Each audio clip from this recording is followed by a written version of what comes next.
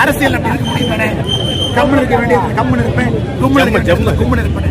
இது விஜய் அவங்க கேளுங்க, ஐயா கம்முன்னு இருங்க, கும்முன்னு இருங்க, பேச வேண்டிய இடத்துல பேசுங்க. நீங்க விஜய்கிட்ட சொன்னாவே நல்ல அரசியல்வாதியாக வருவாங்க. இவ்வளவு பிரச்சனை நடக்குது, இவ்வளவு சண்டைகள் நடக்குது.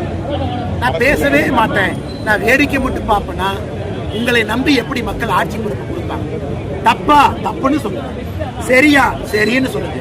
ரோட்டுக்கு இந்த பக்கம் இருங்க அல்லது ரோட்டுக்கு இந்த பக்கம் இருங்க, நடுவில் நின்னா எப்படிங்க? வண்டி நடுவில் தானே வரும்.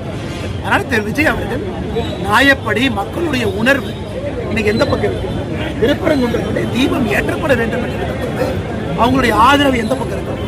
நான் பேசவே மாட்டேன்னா அது எந்த விதமான அரசியல்? நான் தமிழ்நாட்டில் தொடர்ந்து சொல்றது, விஜய் அரசியல் இருக்கட்டும், அவர் சித்தாந்தத்தை சொல்லட்டும், மக்கள் ஓட்டு போட்டு முடிவெடுக்கட்டும். அப்படி இருக்கும் பொழுது எனக்கு ஒரு விஷயம் நான் பேசுவேன், ஒரு விஷயம் நான் பேச மாட்டேன்னா இதே விஜய் அவர்கள் புதுச்சேரிக்கு வந்தார். நம்முடைய ஆட்சியில, கூட்டணி ஆட்சியில ஒரு எம்எல்ஏ மந்திரி ஆயிட்டாரு, அவர் சிறுபான்மையர் அப்படிங்கறக்காக அவருக்கு பொறுப்பு கொடுக்கல. விஜய் பேசினாரா இல்லையா? பேசினாரா இல்லையா? அன்னைக்கு சிறுபான்மையர் பேசின விஜய் திருப்பரங்குன்றத்துல பெரும்பான்மையருக்கு ஏன் பேசுறாரு? வந்து சிறுபான்மையர் எம்எல்ஏவா இருக்காரு, அவருக்கு பொறுப்பு கொடுக்காததற்கான காரணம் அவர் சிறுபான்மையர் பேசிய விஜய் அந்த பெரும்பான்மையர் மக்கள் துன்பத்தில் இருக்கும் போது ஏன் பேசல?